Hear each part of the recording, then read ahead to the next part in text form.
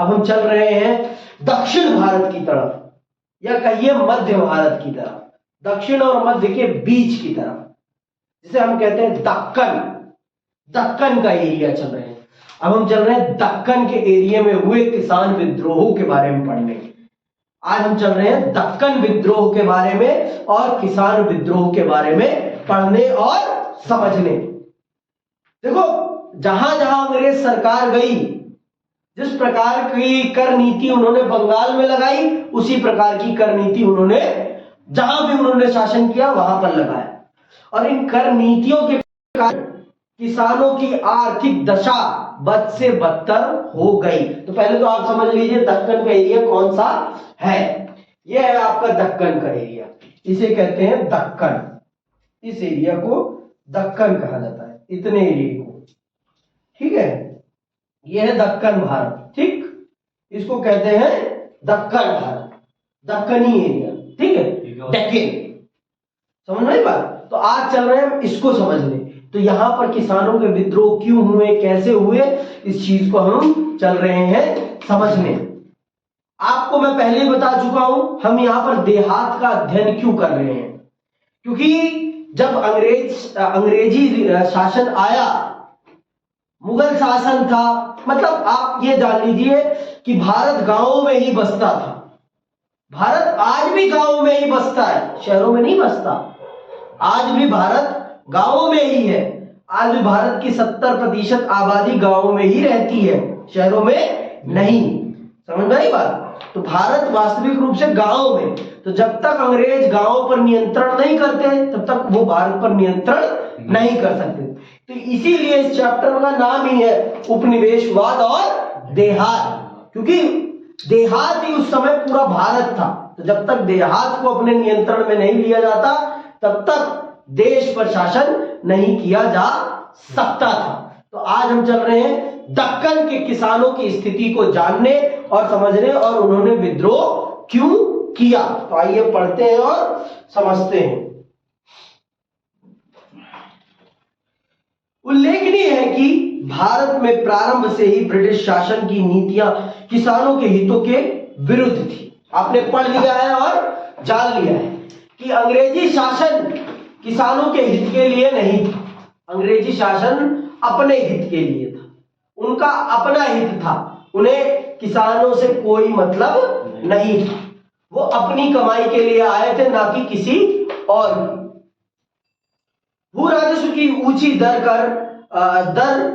कर संग्रह के साधनों की कठोरता और भुगतान न किए जाने की स्थिति में भूमि की बिक्री के नियम ने किसानों की दशा को अत्यधिक दयनीय बना दिया था। सरकार ने न तो कृषक वर्ग के हितों की रक्षा करके अथवा कृषि को उन्नत एवं गतिशील बनाने का कोई प्रयत्न किया, और न ही किसानों को जमींदारों और महाजनों के शोषण एवं अत्याचार से बचाने का कोई प्रयास किया। भाई, महाजनों और जमींदारों के शोषण से बचाने का कोई मतलब ही नहीं बनता, क्योंकि इन्हीं के माध्यम से आपकी अंग्रेज सरकार किसानों पर नियंत्रण रखती थी और अपनी आर्थिक नीतियां उन पर लादती थी। और मैंने आपको पहले ही बता दिया है कि अंग्रेज सरकार या ईस्ट इंडिया कंपनी का जो शासन था वो किसानों के हित के लिए नहीं था, वो अपने हित के लिए था। उन्हें अपने लिए कमाना था, किसी और के लिए नहीं। ईस्ट इंडिया कंपनी का शासन किसानों या भारत के लोगों के लिए नहीं था, उनका अपने लिए था। उन्होंने भारत को गुलाम अपने लिए बनाया था, अपनी जरूरतों को पूरा करने के लिए, ना कि भारत का विकास करने के लिए, ना कि भारत के किसानों की स्थिति को सुधारने के लिए। उनका मूल उद्देश्य था भारत के आर्थिक संसाधनों का शोषण करके अपने उद्योगों की प्रगति करना और अपना विकास करना, उनका यह उद्देश्य था। तो वो किसानों की स्थिति के सुधार के लिए कोई काम करने का प्रयत्न करेंगे, ये सोचना भी हमारे लिए बहुत ही गलत है। हम इस बारे में सोच भी नहीं सकते। क्यों? क्योंकि उनका उद्देश्य ही नहीं था भाई। वो अपने जिस काम के लिए आए थे उस काम को वो कर रहे थे। वो भारत को लूटने आए थे और लूट रहे थे। समझ में आई बात? तो वो किसानों की दशा स्थिति के बारे में क्यों सोचेंगे? जब भारत के लोग, भारत के जमींदार भारत के साहूकार जब भारत के किसानों के बारे में नहीं सोच रहे थे तो अंग्रेज क्यों सोचेंगे? आप ये बताइए मुझे। वो तो आए ही हैं भारत को लूटने, उनका काम ही है भारत को लूटना, तो वो क्यों भारत के बारे में सोचेंगे? समझ में आई बात? आगे सुनिए। वास्तव में सरकार, पुलिस, अदालतें, सरकारी अधिकारी सभी उन जमींदारों और भूस्वामियों के रक्षक थे जो किसानों से कठोरता पूर्वक राजस्व वसूल करते थे। तो भाई अंग्रेजों को तो राजस्व से मतलब था ना, और जो उनको राजस्व वसूल कर दे रहा है उसकी रखवाली करना तो अंग्रेजों का फर्ज था, क्योंकि वो कमाने आए थे ना। और जो उनको कमाई लाकर दे रहा है, किसानों से कमाई लेकर लाकर कौन दे रहा है? जमींदार और साहूकार। तो जमींदार और साहूकार की सुरक्षा करना अंग्रेजों का फर्ज है कि नहीं है? तो इसीलिए वो अंग्रेजों का इसीलिए वो साहूकारों और जमींदारों की सुरक्षा कर रहे थे, किसानों के हक के बारे में कुछ नहीं सोच रहे थे। आगे सुनिए। अंततः किसानों की दशा इतनी अधिक दयनीय हो गई कि उनका क्रोध एवं असंतोष विद्रोहों के रूप में फूट पड़ा। किसानों ने साहूकारों और अनाज के व्यापारियों के विरुद्ध अनेक विद्रोह किए। ऐसा ही एक विद्रोह 1875 ईस्वी में दक्कन में हुआ। ऐसा ही विद्रोह 1875 में दक्कन में होता है और इसी को दक्कन विद्रोह कहा जाता है। ये 1857 के विद्रोह के बाद हुआ है, ये याद रखना। 1857 का विद्रोह, उससे पहले संथालों का विद्रोह कब हुआ है? 1855 से लेकर 56 तक, याद रखना। और 1857 में फिर विद्रोह हुआ है। और ये जो हम दक्कन का विद्रोह पढ़ रहे हैं ये कब हुआ है? 1875। ये याद रखना है, ठीक है, कि संथालों का विद्रोह कब हुआ है? 1855 से लेकर 56 के बीच में। और 1857 भारत की पहली क्रांति, आजादी की पहली लड़ाई कब लड़ी गई है? 1857 के विद्रोह को भारत के पहला स्वतंत्रता संग्राम माना जाता है। और फिर दक्कन विद्रोह कब हुआ है? 1875। और क्यों हुआ है? क्योंकि किसानों की दयनीय स्थिति बद से बदतर कर दी गई थी और किसान इस बात को भाग गए थे कि अगर हमें अपनी स्थिति को सुधारना है तो हमें खुद आवाज उठानी पड़ेगी, हमारे लिए कोई और दूसरा आवाज उठाने वाला नहीं है। अगर हमें अपनी स्थिति को सुधारना है, हमें अपनी स्थिति को परिवर्तित करना है तो हमें खुद अपनी आवाज को बुलंद करना पड़ेगा, नहीं तो हमारी स्थिति को कोई सुधारने वाला नहीं है। ये बात जान लीजिए। जब तक आप अपने लिए काम नहीं करेंगे तब तक आपको कोई आगे नहीं बढ़ा सकता है। जैसे मैडम के कहने से आपके नंबर नहीं आएंगे, आपके काम करने से आपके नंबर आएंगे।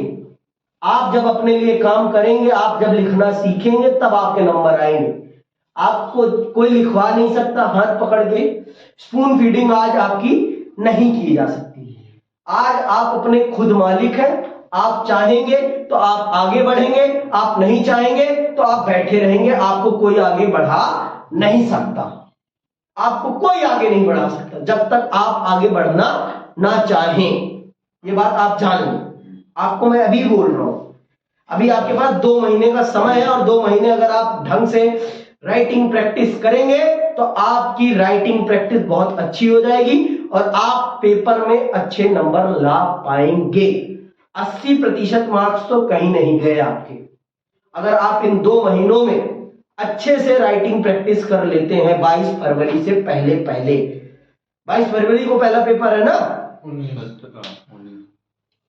हिंदी का पहला पेपर कब है? 19 को है ना, तो 19 फरवरी मान लेते हैं। समझ में आई बात? आप लिखो, आपके पास आपके सारे सब्जेक्ट हिंदी में है, तो अगर आप हिस्ट्री भी प्रैक्टिस कर रहे हो तो हिंदी की प्रैक्टिस तो अपने आप हो जा रही है। आप पॉल साइंस की प्रैक्टिस कर रहे हो तो अपने आप हिंदी की प्रैक्टिस हो रही है। समझ में आई बात? पर आपको करना पड़ेगा, आप नहीं करोगे तो आपको कोई नहीं।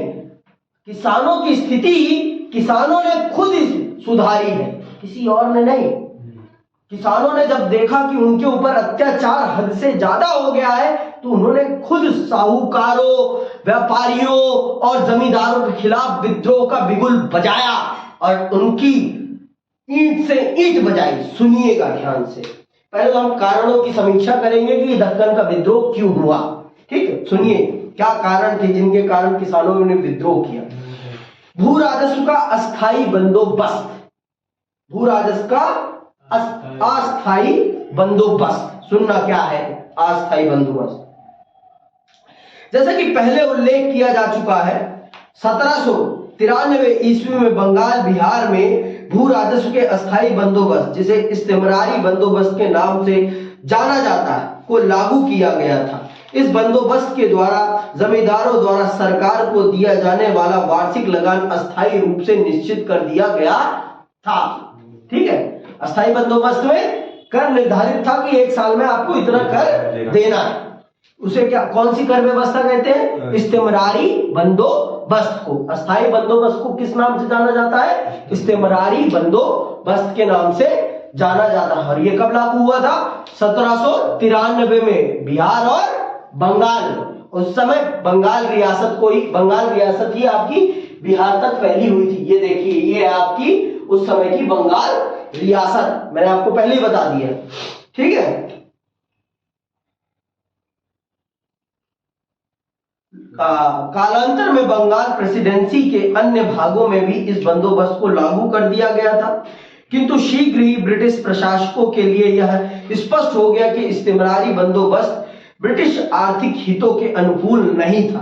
1810 ईस्वी के बाद कृषि उत्पादों के मूल्यों में वृद्धि होने के कारण जमींदारों की आय में पर्याप्त वृद्धि हो गई थी। भू राजस्व का अस्थायी रूप से निर्धारण कर दिए जाने के कारण औपनिवेशिक सरकार इस बढ़ी हुई आय में अपने भाग का दावा करने में असमर्थ थी। अंततः अपने वित्तीय साधनों में वृद्धि करने के उद्देश्य से सरकार ने इस्तेमरारी बंदोबस्त के विस्तार के विचार का परित्याग कर दिया। परिणाम स्वरूप इस बंदोबस्त को बंगाल से बाहर बिरले की ही लागू किया गया। 19वीं शताब्दी में औपनिवेशिक शासन में सम्मिलित किए गए क्षेत्रों में राजस्व के अस्थायी बंदोबस्त को लागू किया गया। 19वीं शताब्दी में जिन क्षेत्रों में अंग्रेजी शासन स्थापित हुआ, वहां पर अस्थायी बंदोबस्त को लागू न करके अस्थायी बंदोबस्त को लागू किया गया, क्योंकि अस्थायी बंदोबस्त के अंतर्गत किसानों की उपज में जो पैदावार में बढ़ोतरी हो रही थी और जो उससे कमाई हो रही थी, उस कमाई में अंग्रेज सरकार को प्रॉफिट नहीं मिल रहा था, जिस कारण से 1810 के बाद जितने भी उन्होंने क्षेत्रों पर कब्जा किया, जितने भी भारत के क्षेत्रों पे उन्होंने कब्जा किया, उन क्षेत्रों में कर नीति जब लागू की गई तो वो कौन सी लागू करी गई? अस्थाई ना लागू करके अस्थाई लागू की गई, जिससे कि ज्यादा से ज्यादा रेवेन्यू अंग्रेज सरकार के पास आ सके। रेवेन्यू का मतलब कर, ज्यादा से ज्यादा कर अंग्रेज सरकार के हाथों में आए, जमींदारों को कम मिले और अंग्रेज सरकार को ज्यादा मिले। समझ में आएगा? बंगाल रियासत में तो उन्होंने अस्थायी बंदोबस्त लागू कर दिया था, तो अब उसे परिवर्तित करना उतना आसान नहीं था। जमींदार विद्रोह कर देते, जिस कारण से अब उसके बाद जितने भी एरिया उन्होंने कब्जा किया, उन सभी एरियाओं में उन्होंने अस्थायी बंदोबस्त लागू ना करके अस्थायी बंदोबस्त लागू किया, जिससे कि जो उपज की कमाई में वृद्धि हुई थी, उस कमाई को वो ज्यादा से ज्यादा ले सके। इसी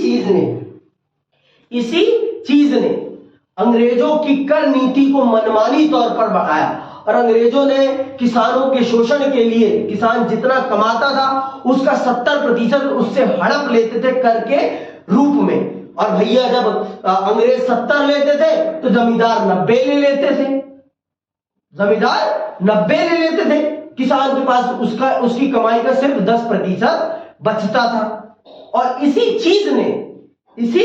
चीज ने किसानों के मन में अंग्रेजी सरकार के खिलाफ और अंग्रेजी सरकार के इन टट्टुओं के खिलाफ, जमींदारों और साहूकारों के खिलाफ एक ज्वाला पैदा करी और एक दिन वो ज्वाला भड़क पड़ी और उसी ज्वाला को हम दक्कन विद्रोह या किसान विद्रोह के नाम से जानते हैं। आगे सुनिए। वास्तव में 19वीं शताब्दी, देखो 19वीं शताब्दी जब मैं बोल रहा हूं तो मैं किस समय की बात कर रहा हूं? पहली बात तो शताब्दियां पता ही नहीं है आप लोगों को, शताब्दी किसे कहते हैं। ठीक है, शताब्दी का मतलब 100 साल के समय को एक शताब्दी कहा जाता है। आज कौन सी शताब्दी चल रही है?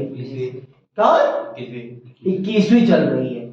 समझ में आई बात? जब 20वीं शताब्दी बोलोगे तो कब का समय आएगा पता नहीं है? 1900 से लेकर 2000 नहीं, 1999। ठीक है, ये है 100 साल, इसको कहेंगे हम 20वीं शताब्दी। ये कौन सी शताब्दी है? 20वीं। तो 18वीं, जब मैं 19वीं शताब्दी की बात कर रहा हूं तो मैं कब से कब की बात कर रहा हूं? 1800 से लेकर 1899। तो इस समय में जितने भी क्षेत्रों पर अंग्रेज सरकार ने नियंत्रण स्थापित किया, उन क्षेत्रों में उन्होंने कौन सी कर व्यवस्था लागू करी?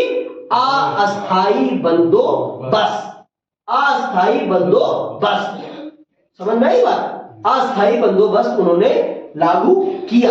और 18वीं शताब्दी में सिर्फ एक ही प्रेसिडेंसी को उन्होंने रूल किया था, और वो कौन सी थी?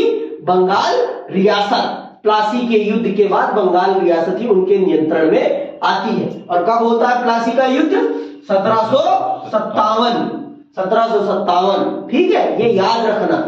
प्लासी के युद्ध के बाद ही अंग्रेज सरकार बंगाल रियासत पर अपना नियंत्रण करने में कामयाब होती है, और वहां पर कर नीति के रूप में वो अस्थायी बंदोबस्त लागू करते हैं। ठीक है, बंगाल रियासत में आज के भारत का कौन कौन सा क्षेत्र आता है? पूरा बांग्लादेश, पश्चिम बंगाल, बिहार, झारखंड, उड़ीसा, ये है उस समय की बंगाल रियासत के क्षेत्र। समझ में आई बात? और फिर जब उन्होंने अपना क्षेत्र बढ़ाया, जिन जिन क्षेत्रों में वो गए वहां पर उन्होंने अस्थायी बंदोबस्त लागू नहीं किया। क्यों? क्योंकि अस्थायी बंदोबस्त के द्वारा किसानों की आय में जो वृद्धि हुई थी, उस आय की वृद्धि में अंग्रेज सरकार को हिस्सा नहीं मिल रहा था। वो जो कमाई एक्स्ट्रा हो रही थी वो जमींदार रख रहे थे। इस चीज को ध्यान में रखते हुए जब अंग्रेजों ने और क्षेत्रों पर अपना कब्जा किया तो उन क्षेत्रों में अस्थायी बंदोबस्त लागू नहीं किया। वहां पर कौन सा बंदोबस्त लागू किया उन्होंने? अस्थायी बंदोबस्त। तो दक्कन के क्षेत्र में भी जब उन्होंने इस क्षेत्र पर भी अपना अधिकार किया तो वहां पर कौन सा बंदोबस्त लागू किया गया? कर नीति, अस्थायी बंदोबस्त। ये कर नीतियां, टैक्स पॉलिसी, जैसे जीएसटी क्या है? Tax policy. तो ये टैक्स पॉलिसीज के नाम है। जैसे इनकम टैक्स होता है, जीएसटी है, वैसे ही ये भी है, टैक्स का नाम है ये। समझ में आई बात? अस्थायी कैसे होता है? अस्थायी में कैसे लेते हैं? अपनी मर्जी से किसानों की कमाई देख लेते हैं और अपनी मर्जी से डिसाइड कर देते हैं कि इस बार इतना कर दिया जाएगा, इस बार इतनी कमाई ली जाएगी। वो जमींदारों से लेंगे। जमींदार को बोला कि 70% लेनी है तो जमींदार 70 नहीं 90 लेता है। समझ में आई बात? वो भी तो कमाएगा ना भाई। चोर तो वही है ना, असली चोर तो वही है। इसीलिए तो गांधी जी को कहना पड़ा कि असहयोग आंदोलन जब तक नहीं होगा तब तक भारत को आजाद नहीं कराया जा सकता, क्योंकि भारत को गुलाम बनाने में भारतीयों का ही योगदान है, किसी और का नहीं। जब तक भारतीय अंग्रेजों की चाटनी छोड़ेंगे नहीं तब तक भारत को आजाद नहीं कराया जा सकता। इसीलिए गांधी जी ने बहुत विनम्रता पूर्वक कहा कि भैया असहयोग करो अंग्रेजों का, अंग्रेजों के स्कूलों में मत पढ़ो, अंग्रेजों के लिए काम करना छोड़ो, तभी भारत आजाद होगा, नहीं तो भारत कभी आजाद नहीं होगा। समझ में आई बात? आगे सुनिए। वास्तव में 19वीं शताब्दी के प्रारंभिक दशकों में औपनिवेशिक अधिकारियों पर इंग्लैंड के सुप्रसिद्ध अर्थशास्त्री डेविड रिकार्डो के विचारों का पर्याप्त प्रभाव था। रिकार्डो का विचार था, जब भूमि में औसत लगान से अधिक प्राप्ति होने लगे तो भूस्वामी को अधिशेष आय होगी जिस पर सरकार को कर लगाने की आवश्यकता होगी। यदि कर नहीं लगाया गया तो किसान किराया जीवी में बदल जाएंगे और उनकी अधिशेष आय का भूमि के सुधार में पर्याप्त उत्पादक रीति से निवेश नहीं होगा। ब्रिटिश अधिकारियों का विचार था कि बंगाल में इस्तेमरारी बंदोबस्त के कारण इसी प्रकार की स्थिति उत्पन्न हो गई थी। वहां के जमींदार एक प्रकार से किराया जीवियों के रूप में परिवर्तित हो गए थे, क्योंकि उन्होंने अपनी जमीनें पट्टे पर दे दी थी। इसीलिए ब्रिटिश अधिकारी एक भिन्न राजस्व प्रणाली का अनुसरण करना चाहते थे और उन्होंने भिन्न प्रणाली के रूप में अस्थायी बंदोबस्त को लिया। अस्थायी बंदोबस्त को उन्होंने स्वीकार किया। कहां के लिए? दक्कन क्षेत्रों के लिए। आगे सुनिए। अंततः बंबई दक्कन के भू राजस्व की रैयतवाड़ी व्यवस्था को लागू किया गया। रैयतवाड़ी व्यवस्था के अंतर्गत सरकार ने बंदोबस्त जमींदार के स्थान पर सीधा रैयत अर्थात किसानों से किया। सीधा किसानों से कांटेक्ट किया, सीधे किसानों से कर वसूल करते थे। इस व्यवस्था के अंतर्गत किसान को भूमि का स्वामी मान लिया गया और भूमि की उत्पादन शक्ति एवं उत्पादन के आधार पर लगान निर्धारित कर दिया गया। किसानों को सामान्यतः कुल उपज का 45 से 55% लगान के रूप में देना पड़ता था। अगर 100 रुपए किसान कमा रहा है तो 45 रुपए या 55 रुपए उसे सरकार को कर के रूप में देना पड़ता था। देख रहे हो आप कि कितना ज्यादा टैक्स देना पड़ता था उन्हें। लगान का निर्धारण अस्थायी रूप से नहीं किया गया। प्रत्येक 30 वर्ष के पश्चात लगान का पुनर्निर्धारण किया जाता था और प्रत्येक पुनर्निर्धारण के द्वारा लगान की मात्रा पहले की अपेक्षा बढ़ा दी जाती थी। हर साल प्रत्येक 30 वर्ष के बाद लगान की पुनर्निर्धारण होता था और हर 30 वर्ष बाद लगान बढ़ाया ही जाता था, घटाया कभी नहीं जाता था।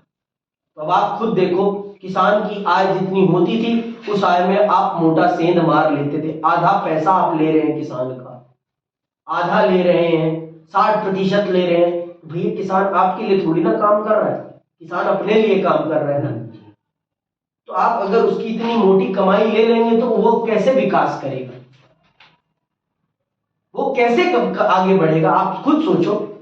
अगर आज आपसे सरकार, भाई भारत में इनकम टैक्स की चोरी क्यों होती है? लोग कर देने से क्यों कतराते हैं? क्योंकि लोग मानते हैं कि ये मेरी कमाई है, मेरी गाड़ी कमाई है, मैं क्यों दूं। ये मानते, सभी मानते हैं ये। लेकिन देखो, कर इतना होना चाहिए जिससे कि देने वाले को भी तकलीफ ना हो, देने वाले को तकलीफ ना हो। और आप यहां पर उसकी आधी कमाई ले रहे हैं। आप किसी की उससे बेवजह आधी कमाई लेंगे तो वो खुशी खुशी आपको देगा? मेहनत वो कर रहा है और आधी कमाई आप हड़प ले रहे हैं, और आप आधी कमाई लेकर भी उसके विकास के लिए कुछ नहीं कर रहे, तो आपको शांतिपूर्ण देता रहेगा पैसे? आप बताओ, अगर मैं आपसे आपकी आधी कमाई लूं और आपके लिए फिर भी कुछ ना करूं तो आप कितने दिन देंगे मुझे? 2 दिन देंगे, 4 दिन, 2 महीने देंगे, 3 महीने देंगे, 1 साल देंगे, 2 साल देंगे, उसके बाद आप विद्रोह जरूर करेंगे। तो अंग्रेजों ने तो ये रीति बना ली थी, हर 30 साल बाद कर कम भी नहीं करते थे, बढ़ाते ही जाते थे, बढ़ाते ही जा रहे हैं। तो क्या होगा? किसान प्रेम तो करेगा नहीं ना भाई। और उस समय के किसान शिक्षित नहीं थे, उस समय इंटरनेट नहीं था। भूलना मत कि बहुत जल्दी से चीजों को स्प्रेड कर दिया जाए, लोगों को अवेयर करके एक साथ जोड़ दिया जाए, इतना आसान नहीं था। समझ नहीं बात? इतना आसान नहीं था लोगों को जोड़ना, बहुत मुश्किल था, बहुत ही ज्यादा मुश्किल। समझ में आई बात? पहली बात तो लोगों की हिम्मत ही नहीं पड़ती थी सरकार के खिलाफ खड़े होने की। हद से ज्यादा शोषण कर दी थी सरकार, इसलिए लोग खड़े होने से ही डरते थे, आवाज उठाने से ही डरते थे। समझ में आई बात? आगे सुनिए। दूसरा, भू राजस्व की कठोर दर। भू राजस्व की कठोर दर, बहुत ज्यादा पैसे लूटते थे। 1820 के दशक में बंबई दक्कन में पहला भू राजस्व बंदोबस्त किया गया। इसके द्वारा निर्धारित भू राजस्व की दर इतनी अधिक थी कि किसान के उत्पादन का एक विशाल भाग भू राजस्व के रूप में सरकार के पास पहुंच जाता था। परिणाम स्वरूप किसानों के पास जीवन निर्वाह के लिए कुछ अधिक नहीं बचता था। घटिया किस्म की जमीन वाले क्षेत्रों में स्थिति और अधिक दयनीय हो गई थी। वर्षा ना होने से उत्पादन ना होने अथवा बहुत कम होने की स्थिति में किसान भू राजस्व का भुगतान करने में असमर्थ हो जाते थे। सरकारी कर्मचारियों को किसानों से किसी प्रकार की सहानुभूति नहीं थी। वे अत्यधिक कठोरता पूर्वक लगान की वसूली करते और यदि कोई किसान राजस्व का भुगतान नहीं कर पाता था तो उसकी फसलें जब्त कर ली जाती और संपूर्ण ग्राम पर जुर्माना लगा दिया जाता। टैक्स कलेक्ट करने की पॉलिसी भी कोई अच्छी नहीं थी। बहुत जबरदस्ती खींचे जाते थे पैसे। अगर नहीं दे पाते थे तो आपकी फसल जब्त कर ली जाती थी और पूरे गांव पर एक्स्ट्रा टैक्स लगा दिया जाता था, पूरे गांव पर। अब बताओ, आप प्यार करोगे? नहीं, हम तो विद्रोह करेंगे अगर हो तो। क्या करोगे अगर आज आपके ऊपर स्कूल वाले लगा दें कि नहीं, तुम सबको अब और 5,000 फीस देनी है? क्या करोगे? दोगे फीस? छोड़ देंगे।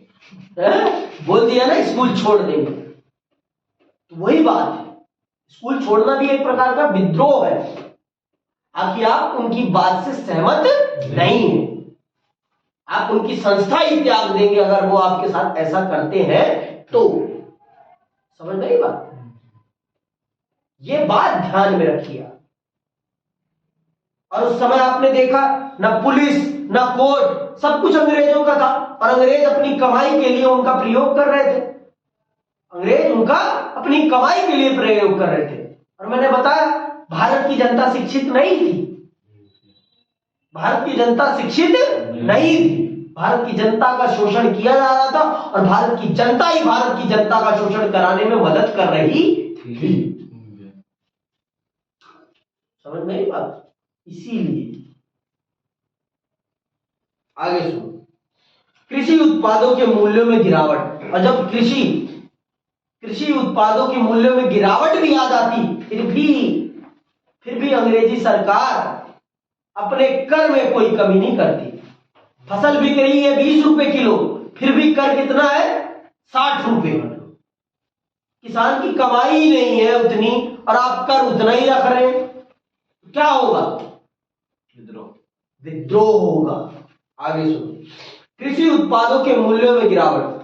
1832 ईस्वी के बाद कृषि उत्पादों के मूल्यों में आने वाली तीव्र गिरावट ने स्थिति को और अधिक गंभीर बना दिया। आगामी लगभग 15 वर्षों तक इस स्थिति में कोई सुधार नहीं हुआ। परिणाम स्वरूप किसानों की आय इतनी कम हो गई कि उनके लिए अपना और अपने परिवार का पेट भरना भी कठिन हो गया। 1832 और 34 ईस्वी की अवधि में पड़ने वाले अकाल ने स्थिति को और अधिक गंभीर बना दिया। दक्कन की जनसंख्या का लगभग 5% मौत का शिकार बन गया और लगभग 1/3 पशुधन की भी मौत के मुंह में समा गया। जीवित रहने वालों के पास पेट भरने के लिए खाद्यान्न नहीं था। दूसरी ओर राजस्व की बकाया धनराशि में निरंतर वृद्धि हो रही थी। टैक्स में कोई कमी नहीं आई। आप इस बार टैक्स नहीं दे पा रहे हो तो अगली बार देना, लेकिन टैक्स में कोई छूट नहीं मिल रही थी। और जनसंख्या मर गई थी। किसानों की मोटी आमदनी खत्म हो गई थी। उनका पशुधन खत्म हो गया था, मौत की कगार पे चला गया था। फिर भी अंग्रेज सरकार अपनी कमाई में किसी भी प्रकार से कमी नहीं कर रही थी। वो किसानों को लूटने में लगे हुए थे। किसान को गन्ने की तरह चूस लेना है, लेकिन तब तक नहीं छोड़ना जब तक उनके बदन में एक भी रस की बूंद रह जाए। जैसे गन्ने को गन्ने वाला चूस लेता है, एकदम अपनी मशीन में लगा के पेर देता है ना, वैसे ही अंग्रेज सरकार भी भारतीय किसानों को पेर रही थी अपने लिए, अपने धन के लिए। और उनको पिरवाने में भारत के जमींदार और साहूकार भी पूरी मदद कर रहे थे। भाई, अंग्रेज सरकार पूरे पुलिस वहां से नहीं लाई थी, यहीं के लोगों को पुलिस में भर्ती किया था, यहीं के लोगों को अदालतों में बिठाया था, तभी यहाँ की अदालतें चल रही थी। मैं मानता हूं जज अंग्रेज थे, लेकिन जो अदालतें चलाने वाले लोग थे वो भारतीय ही थे। तो भारतीयों ने ही भारतीयों का शोषण करने में मदद करी है, ये बात याद रखना। और आज भी यही हो रहा है, आज भी यही हो रहा है। आपका शोषण कोई बाहरी नहीं करता, आपका शोषण आपके ही लोग करते हैं, कोई दूसरा नहीं आता करने। आपके ही लोग ही आपका शोषण करते हैं और आपको पता भी नहीं चलता। अगर कोई कहे कि मुसलमानों का शोषण कौन करता है, तो मुसलमान खुद करते हैं, कोई और नहीं करता उनका शोषण। जो मुसलमान नेता बने हैं वो मुसलमानों की कभी बात ही नहीं करते। बात भी करेंगे तो गलत तरीके से करेंगे, कट्टर तरीके से करेंगे। कट्टर तरीके से बात करोगे तो कौन आपकी बात सुनेगा? जाओ बने रहो कट्टर। कट्टर तो कुछ चलता ही नहीं है, कट्टर चीजें तो टूट जाती हैं। ज्यादा कठोर हो जाओ ना तो वो तोड़ दी जाती हैं, उनकी बात कोई नहीं सुनता। समझ में आई बात? ये बात जान लो, कभी भी ज्यादा कठोर होने का प्रयास मत करो, सख्त होने का प्रयास मत करो। सख्त चीजें हमेशा टूटती हैं। अंग्रेज सरकार भी इसीलिए टूटी क्योंकि उन्होंने सिर्फ अपनी बारे में सोचा, किसानों के बारे में कभी सोचा ही नहीं। समझ में आई बात? आगे सुनो। चौथा कारण क्या है? किसानों के बढ़ते हुए कर्ज। किसान को राजस्व का भुगतान करने, अपनी दैनिक आवश्यकताओं को पूरा करने और हल, बैल एवं बीज आदि खरीदने के लिए धन की आवश्यकता थी। इस प्रकार उसके सामने पैसा उधार लेने के अतिरिक्त और कोई उपाय नहीं था। और वो किसके पास पैसा लेने जाते थे? जमींदार और साहूकार के पास। और जमींदार और साहूकार फ्री में तो देते नहीं थे, मोटा इंटरेस्ट ठोक देते थे। ब्याज इतना कि कभी ब्याज ही ना खत्म हो, मूल तो बना ही रहे हमेशा, मूल तो बना रहे हमेशा, ब्याज ही कभी खत्म ना कर पाओ। एक बार ऋण चक्र में फंस जाता था किसान तो इतना उसमें पिस जाता था, उसकी जितनी भी कमाई बचती थी अंग्रेज सरकार को टैक्स देने के बाद, वो सारी की सारी कहां चली जाती थी? साहूकार के गल्ले में। किसके रूप में? ऋण के इंटरेस्ट के रूप में। ऋण के इंटरेस्ट, लोन के इंटरेस्ट के रूप में चली जाती थी। और अनपढ़ थी जनता, जिस कारण से कभी समझ ही नहीं पाती थी साहूकार के बही खाते को। तो इस चीज ने भी जनता में सबसे ज्यादा आक्रोश पैदा किया कि हम कमाते हैं, इतनी मेहनत करते हैं, फिर भी हमारा पेट खाली रह जाता है और ये लोग कुछ भी नहीं करते, फिर भी इनके गल्ले भरे पड़े हैं, फिर भी इनके गल्ले, इनका सब कुछ भरा पड़ा है। ये कुछ ना करके भी इतने खुशहाल है और हम सब कुछ करके भी इतने दुखहाल है। इस चीज ने किसानों के मन में अपार दुख पैदा किया और विद्रोह की आग को धधका दिया। और उसी का परिणाम होता है 1875 का दक्कन विद्रोह। ठीक है, इन कारणों को अच्छे से याद कर लेना। दक्कन विद्रोह के क्या कारण थे? तो पांचों के पांचों कारण, 6 कारण है और 6 के 6 कारण आपको, 6 नहीं है 7 कारण है और 7 के 7 कारण आपको याद रहने चाहिए। 7 में 5 कर लेना, बहुत बड़ी बात होगी आपके लिए। ठीक है, और सारे एक ही चीज से रिलेटेड है, कुछ अलग नहीं है, सब में एक जैसी बातें हैं, ज्यादा अलग बातें नहीं है। सब कर से रिलेटेड है, कर से रिलेटेड ही सारी बातें हैं। ठीक है, इस प्रकार उनके सामने पैसा उधार लेने के अतिरिक्त और कोई उपाय नहीं था और वह महाजन अथवा साहूकार की शरण में जाने को विवश हो जाता था। एक बार साहूकार के चंगुल में फंस जाने के बाद उससे बाहर निकलना दुष्कर हो जाता था। उसकी सीमित आय का अधिकांश भाग साहूकार के ब्याज के भुगतान में निकल जाता था। ये बात मैंने भी बताई। तथापि उस पर कर्ज का भार दिन प्रतिदिन बढ़ता ही रहता था। 1840 के दशक तक औपनिवेशिक अधिकारी भी यह अनुभव करने लगे थे कि किसान कर्ज के भारी बोझ के तले दबते जा रहे हैं।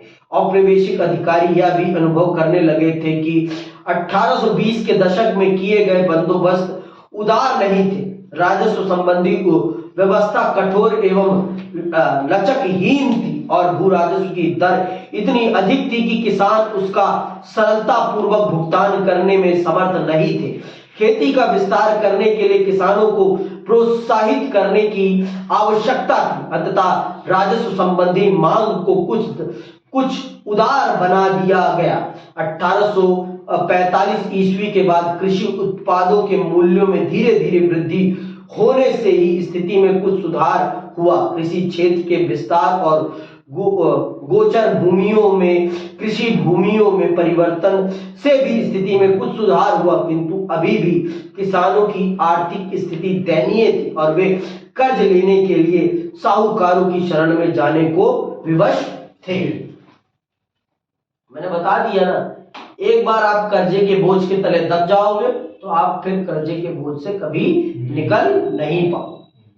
कुछ भी हो जाए, फिर आप कर्जे के बोझ के तले दब गए तो फिर निकलना, उस समय तो निकलना बहुत ही मुश्किल था, क्योंकि आपको कुछ पता ही नहीं था।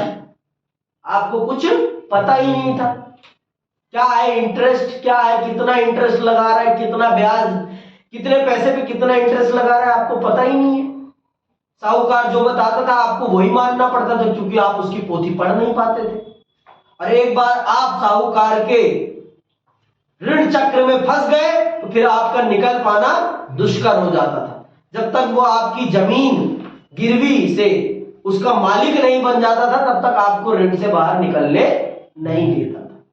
और जब आपकी जमीन उसकी जमीन हो जाती थी तो फिर आप क्या बन जाते थे? खेतीहार किसान बन जाते थे। अब आपके पास खुद की खेती नहीं है, अब आप दूसरों की खेती पे पलने के लिए मजबूर हो जाएंगे।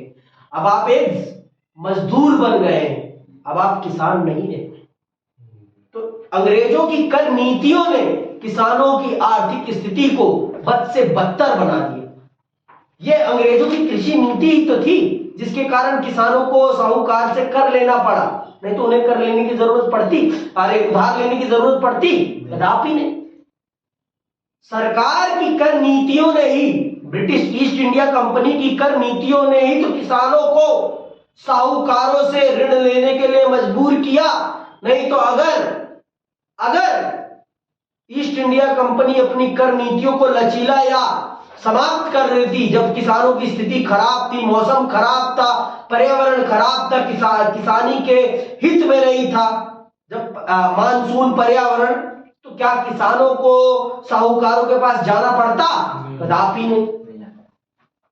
लेकिन उन्हें तो अपने पैसे से मतलब था, क्योंकि उन्हें भारत के किसानों से कोई मतलब नहीं था। उन्हें अपनी कमाई से मतलब था, उन्हें भारत के किसानों से कोई मतलब नहीं था। उन्हें भारत का विकास नहीं करना था, उन्हें अपना विकास करना था।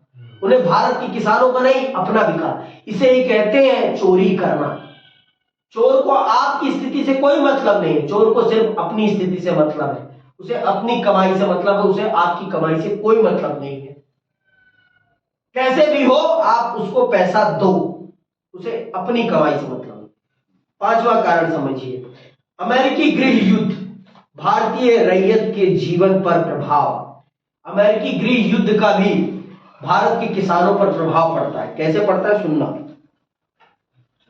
1960 के दशक में पहले ब्रिटेन और 1860 के दशक में पहले ब्रिटेन अपने सूती वस्त्र उद्योग के कच्चे माल के रूप में प्रयोग की जाने वाली कपास के आयात के लिए मुख्य रूप से अमेरिका पर निर्भर था। ब्रिटेन द्वारा आयात की जाने वाली समस्त कपास का 3/4 भाग अमेरिका से आता था। ब्रिटेन के सूती वस्त्र निर्माता अमेरिकी कपास पर अपनी निर्भरता को कम करने के लिए काफी समय से कपास आपूर्ति के वैकल्पिक स्रोत की खोज में थे। 1857 ईस्वी में ब्रिटेन में कपास संघ की स्थापना की गई और 1859 ईस्वी में मैनचेस्टर कांट कंपनी का संगठन किया गया। उनका प्रमुख उद्देश्य विश्व के प्रत्येक भाग जो कपास उत्पादन के लिए उपयुक्त था में इसके उत्पादन को प्रोत्साहित करना था। भारत की भूमि और जलवायु दोनों ही कपास जानते हो ना, किसे कहते हैं? कॉटन को कहते हैं। रुई को, रुई जानते हो कि रुई नहीं जानते? जिसे कान खोदते हो उसे ही कहते हैं। नहीं जानते मौर्य जी? तो फिर ऐसे ऐसे गाय कर रहे थे। ठीक है, यहां सस्ता श्रम भी उपलब्ध था। अंततः अमेरिका से कपास की आपूर्ति बंद हो जाने की स्थिति में भारत को लंकाशायर को कपास की आपूर्ति करने के स्रोत के रूप में देखा जाने लगा। 1861 ईस्वी में अमेरिकी गृह युद्ध प्रारंभ हो जाने के कारण ब्रिटेन में अमेरिका से आने वाली कपास की मात्रा में भारी गिरावट आ गई।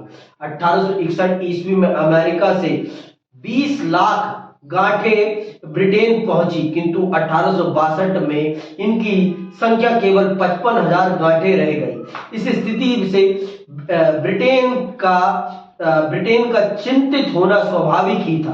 अंततः भारत तथा अन्य देशों को अत्यधिक मात्रा में कपास निर्यात करने का संदेश भेजा गया। बंबई में कपास के सौदागरों द्वारा कपास उत्पादन कराने वाले जिलों का दौरा किया गया।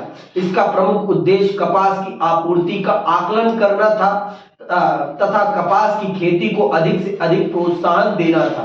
कपास के मूल्यों में वृद्धि होने पर बंबई के कपास निर्यातक ब्रिटेन की मांग की आपूर्ति के लिए अधिकाधिक कपास खरीदने का प्रयत्न करने लगे। इस उद्देश्य की पूर्ति के लिए उन्होंने शहरी साहूकारों को विशाल अग्रिम धनराशि प्रदान की। साहूकारों ने कपास उत्पादन में लगे ग्रामीणों को विशाल धनराशि उधार में देकर उन्हें कपास की आपूर्ति के लिए वचनबद्ध कर लिया।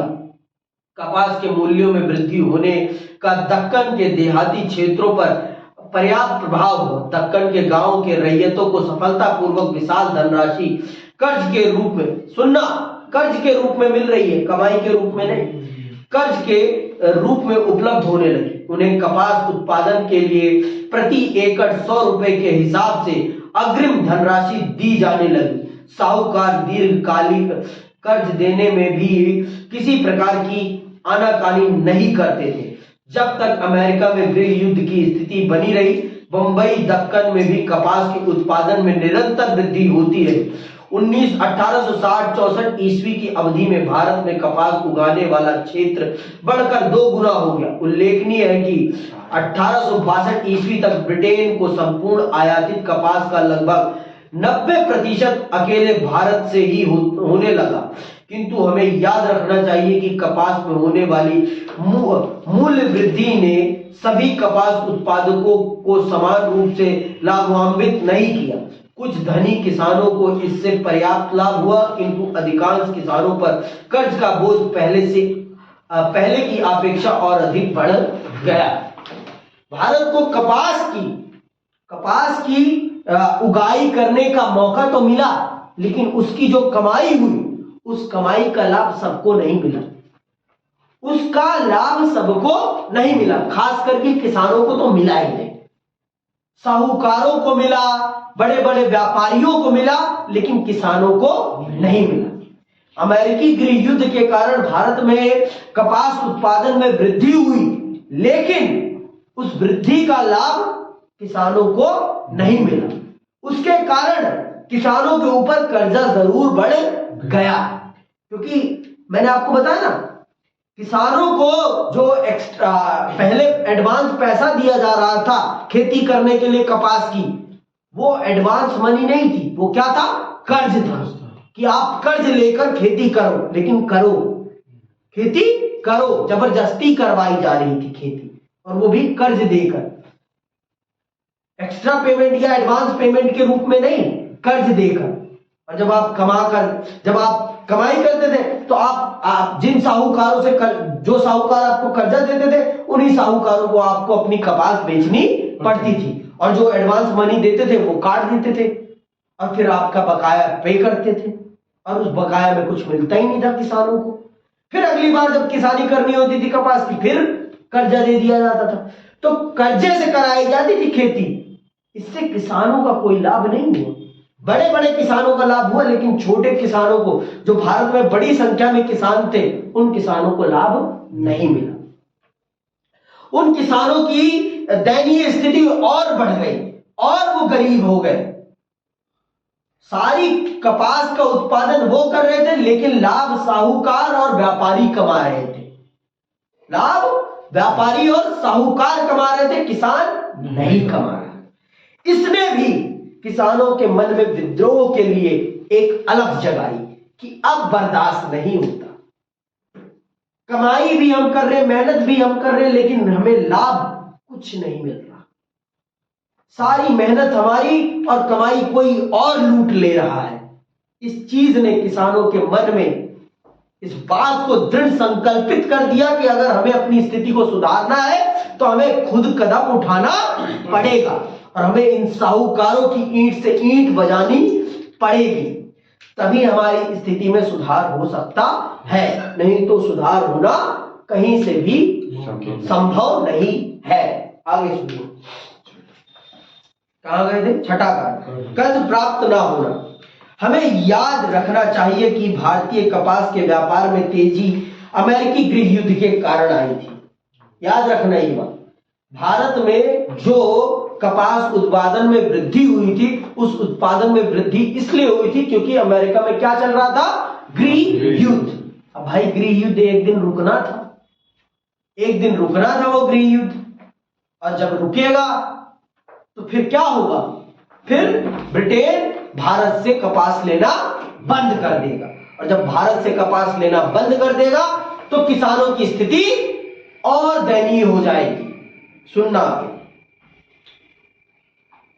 इसके परिणाम स्वरूप भारतीय कपास व्यापारी अमेरिका को कपास व्यापार से अस्थायी रूप से विस्थापित करके कच्चे कपास के विश्व बाजार पर अपना अधिकार स्थापित करने के सपने देखने लगे थे। किंतु अमेरिकी गृह युद्ध समाप्त होने पर 1865 ईस्वी तक यह स्थिति परिवर्तित हो गई।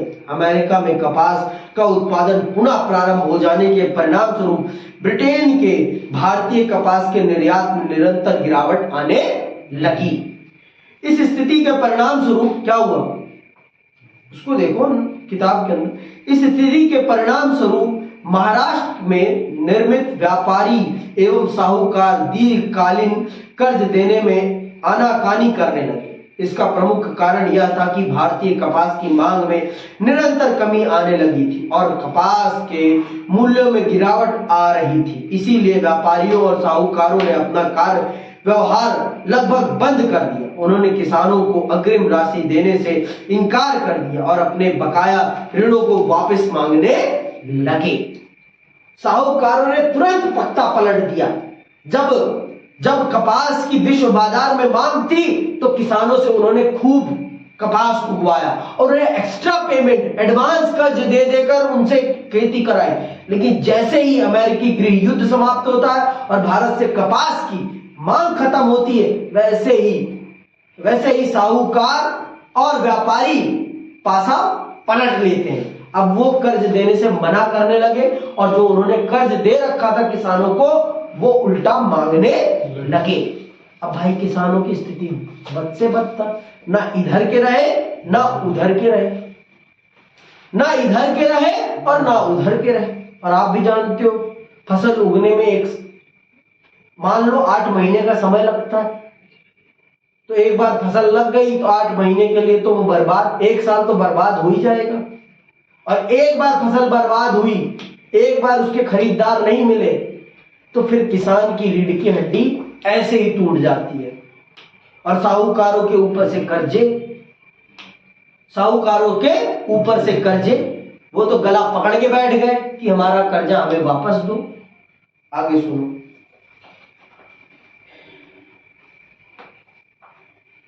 इन परिस्थितियों में किसानों की दशा अत्यधिक दयनीय हो गई। जले पर मानो नमक छिड़कते हुए सरकार ने भू राजस्व के नए बंदोबस्त के अंतर्गत भू राजस्व को 50 से 100% तक बढ़ा दिया। और देखो सरकार ने टैक्स और बढ़ा दिया, 50 से 100% टैक्स बढ़ा दिया, 2 गुना 3 गुना कर दिया। जहां पहले 50 रुपए टैक्स था, अब 100 रुपए हो गए। देखो आगे सुनो। हम यह भली भांति समझ सकते हैं कि किसानों के लिए विशेष रूप से यह समय जबकि कीमतों में गिरावट आ रही थी और कपास के उत्पादन में अत्यधिक कमी आ गई थी, इस बढ़े हुए राजस्व का भुगतान करना सर्वथा दुष्कर था। वे साहूकारों की शरण में गए, किंतु साहूकारों ने उन्हें कर्ज देने से बिल्कुल इनकार कर दिया, क्योंकि उन्हें उधार वापस मिलने की उम्मीद नहीं थी। साहूकारों द्वारा कर्ज देने से इनकार कर दिए जाने पर रैयत समूहों में क्रोध की लहर फैल गई। उनका क्रोध मुख्य रूप से साहूकार वर्ग की संवेदनहीनता के प्रति था। उनके विचारानुसार साहूकार उन्हें कर्ज देने से इनकार करके देहात क्षेत्र के परंपरागत नियमों का भी उल्लंघन कर रहे थे।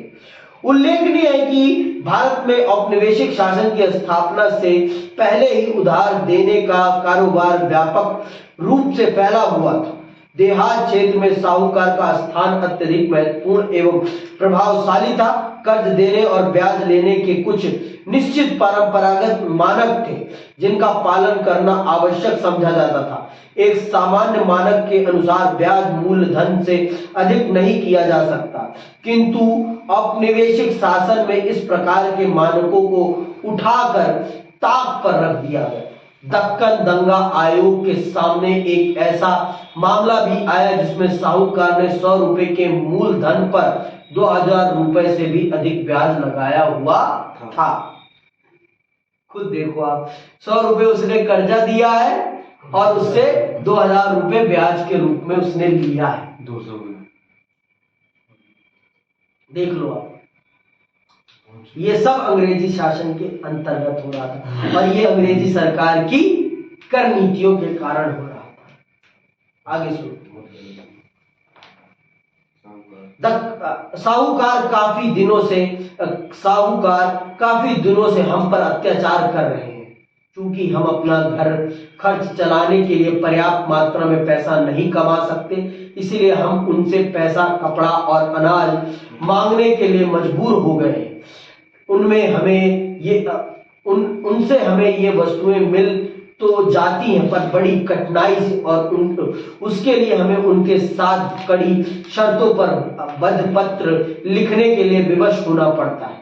इसके अतिरिक्त कपड़ा और अनाज भी नगद दरों पर नहीं बेचा जाता।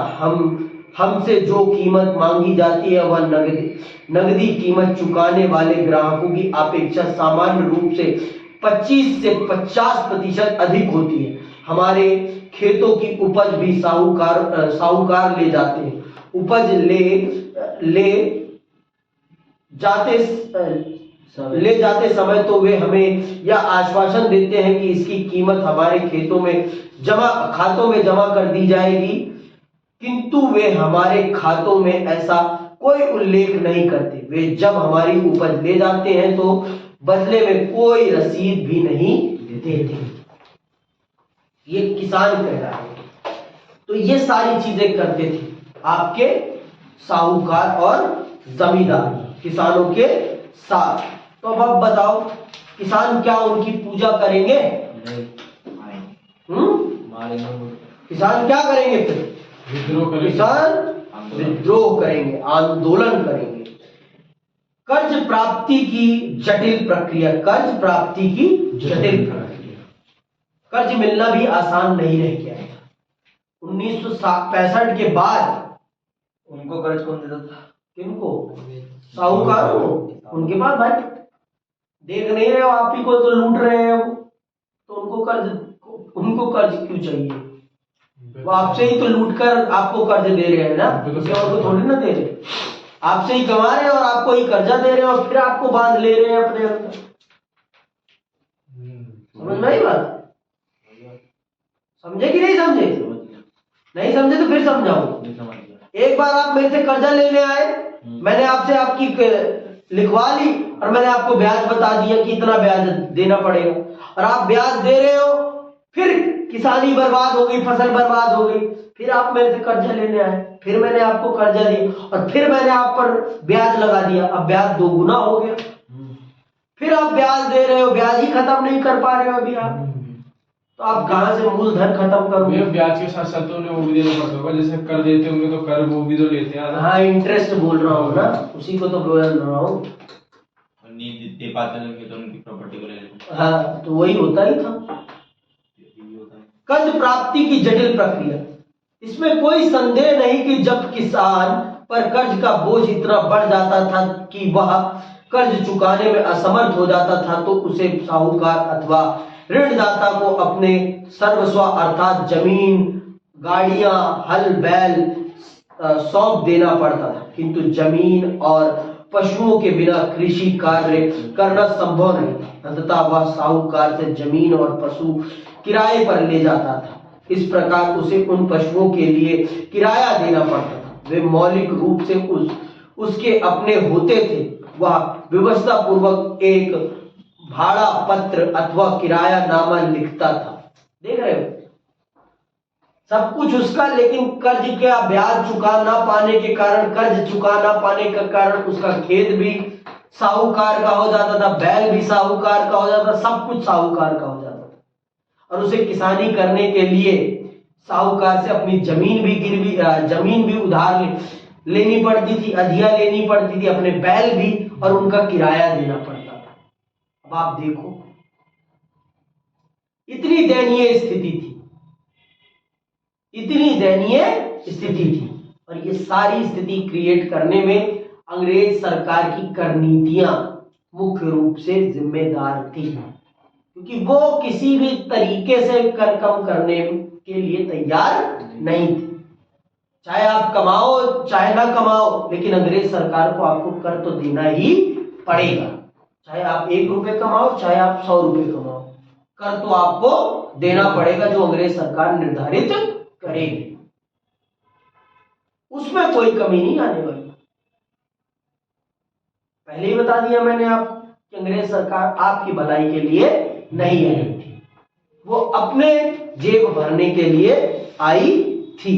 ठीक है, अब आते हैं विद्रोह समझते हैं। अगला पेज खोल लो। ठीक है, विद्रोह समझते हैं। इस प्रकार किसानों के कष्ट इतने अधिक बढ़ गए कि अब उनके सामने विद्रोह के अतिरिक्त और कोई चारा नहीं था। विद्रोह का प्रारंभ पूना के एक विशाल ग्राम सूपा से हुआ। अंडरलाइन कर लेना ये सारी, ये 1 नंबर का प्रश्न है। सूपा में उस समय की एक विशाल अनाज मंडी थी।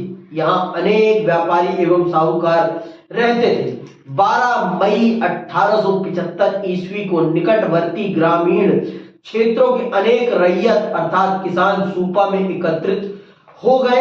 उन्होंने साहूकारों से मांग की कि वे अपने बही खाते और ऋणबद्ध उन्हें सौंप दें। साहूकारों द्वारा ऐसा न किए जाने पर उन्होंने उन पर आक्रमण कर दिया। किसानों ने साहूकारों के बही खातों को जला दिया तथा अनाज की दुकानों को लूट लिया।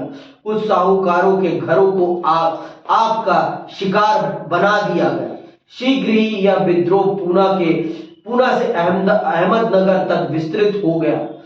आगामी 2 महीनों में इसका और तेजी से विस्तार हुआ और लगभग 6500 वर्ग किलोमीटर के क्षेत्र में विद्रोह की आग फैल गई। 30 से भी अधिक ग्रामों में विद्रोह का उग्र रूप देखने को मिला। लगभग सभी स्थानों पर साहूकारों की दुकानों और घरों पर आक्रमण किए गए। अनेक ऋणबद्धों को नष्ट कर दिया गया और बही खातों को जला दिया गया। किसानों के आक्रमणों से डरकर अनेक साहूकार अपनी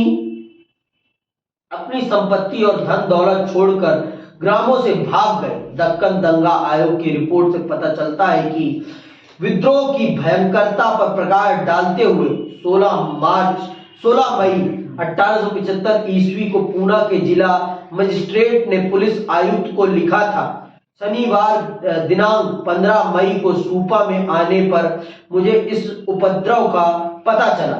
एक साहूकार का घर पूरी तरह जला दिया गया। लगभग 1 दर्जन मकानों को तोड़ दिया गया और उनमें घुसकर वहां के सारे सामान को आग लगा दी गई। खाते पत्र, बाण, अनाज, देहाती कपड़ा का सड़कों पर लाकर जला दिया गया, जहां राख के ढेर अब भी देखे जा सकते हैं। मुख्य कांस्टेबल ने 50 लोगों को गिरफ्तार किया। लगभग 2000 रुपए का चोरी का माल छुड़ा लिया गया। अनुमानतः 25,000 रुपए से अधिक की हानि हुई। साहूकारों का दावा है कि 1 लाख रुपए से अधिक का नुकसान हुआ है।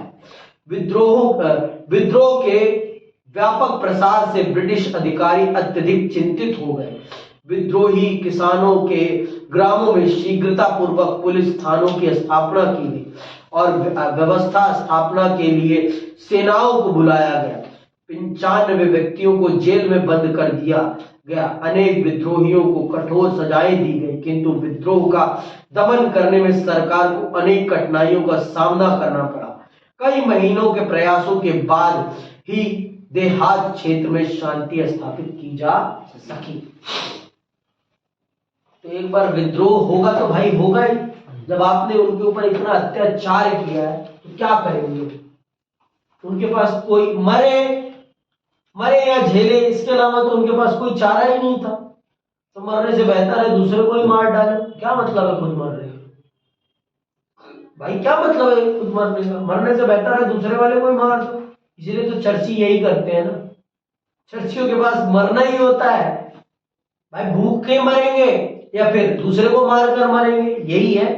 इससे बढ़िया दूसरे को मार के खा के फिर मरो। क्या मतलब है भूखे पेट मरने का? समझ में आई बात? आगे सुनिए। दक्कन दंगा आयोग, इस पर प्रश्न आएगा दक्कन दंगा आयोग की रिपोर्ट लिखने का, तो लिख देना। दक्कन दंगा आयोग ने जो रिपोर्टें लिखी, जो कारण मैंने आपको बताए, यही कारण थे जिनके कारण आपका दक्कन का दंगा हुआ है। तो वही बातें इन्होंने भी लिखी है, सुन लो फिर से भी।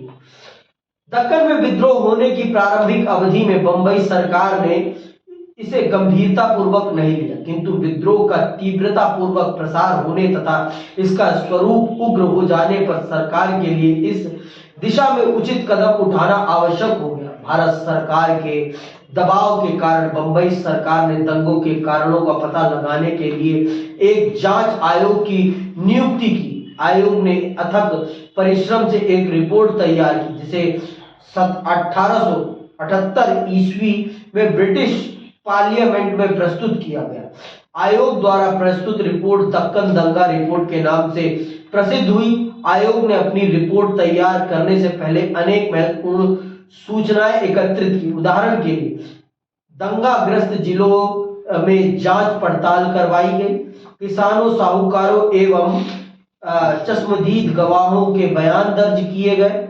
भिन्न भिन्न क्षेत्रों में राजस्व की दरों, मूल्यों एवं ब्याज से संबंधित आंकड़ों को एकत्रित किया गया तथा जिला कलेक्टरों द्वारा भेजी गई रिपोर्टों को संकलित किया गया। निसंदेह यह रिपोर्ट उन दंगों के अध्ययन में महत्वपूर्ण आधार सामग्री का कार्य करती है।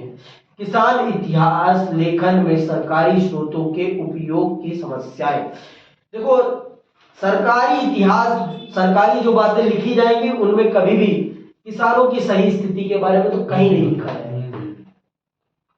कोई सरकार ये नहीं चाहेगी कि भविष्य में जब उसके बारे में याद किया जाए तो उसकी बुराई की जाए। हर सरकार ये चाहती है कि उसकी अच्छाई हो। हर सरकार चाहती है, चाहे वो मोदी जी हो, चाहे वो मनमोहन जी हो, चाहे वो जवाहर जी हो, चाहे वो इंदिरा जी हो। कोई नहीं चाहेगा कि उसकी बुराई की जाए, कोई नहीं चाहे। तो अंग्रेज भी नहीं चाहते भाई। इसीलिए ब्रिटेन में औपनिवेशिक शासन, भारत की गुलामी के बारे में कुछ भी नहीं पढ़ाया जाता, कि उन्होंने भारत को गुलाम बनाया था, इसके बारे में कुछ नहीं पढ़ाया जाता, कुछ भी नहीं। क्योंकि वो अपने बच्चों को नहीं बताना चाहते कि उन्होंने कितना अत्याचार किया है। जो उनके म्यूजियमों में इतनी बड़ी बड़ी चीजें रखी हुई है, सोने के बर्तन ये सब रखे हुए, ये चुरा कर लाए हैं वो नहीं बताना चाहते अपने बच्चों को। नहीं तो उनके बच्चे उन पर धिक्कारेंगे, उन पर थूकेंगे कि उनके पूर्वजों ने क्या किया है, कैसे इतनी बड़ी बड़ी इमारतें बनाई हैं, उन्हें पता नहीं चल जाएगा। समझ में आई बात? सुनो क्या है। यह सत्य है कि सरकारी रिपोर्टों से इतिहास के पुनर्निर्माण में महत्वपूर्ण सहायता उपलब्ध होती है, किंतु इतिहास के पुनर्निर्माण में सरकारी रिपोर्टों का उपयोग करते हुए कुछ बातों का विशेष रूप से ध्यान रखा जाना चाहिए। उदाहरण के लिए सरकारी रिपोर्टों का अध्ययन अत्यधिक सावधानी पूर्वक किया जाना चाहिए। सरकारी रिपोर्ट से उपलब्ध साक्ष्य का मिलान समाचार पत्रों, गैर सरकारी विवरणों, वैदिक अभिलेखों आदि में भी उपलब्ध साक्ष्यों से करने के बाद ही किसी निष्कर्ष पर पहुंचना चाहिए। तो जो कारण हमने ये 7 पढ़े, यही 7 कारण दक्कन दंगा आयोग की रिपोर्ट में उपलब्ध थे कि इनके कारण दंगा हुआ है। इन्हीं 7 कारणों के कारण दंगा हुआ, किसान उपद्रवी बने, किसानों ने दंगा किया। समझ में आई बात? इन सब दंगों के होने के पीछे यही 7 कारण थे मुख्य रूप से एक ही बात थी, ईस्ट इंडिया कंपनी की कर नीति मुख्य रूप से दंगे के लिए जिम्मेदार थी। देखो 1857 के बाद तो ब्रिटिश सरकार आ गई थी, मतलब क्राउन शासन आ गया था। तो आप ये समझ लीजिए कि अंग्रेज सरकार की कर नीतियां ही दक्कन दंगे के लिए जिम्मेदार थी। और इसी के साथ ये चैप्टर आपका यहीं समाप्त होता है। जय हिंद, जय भारत।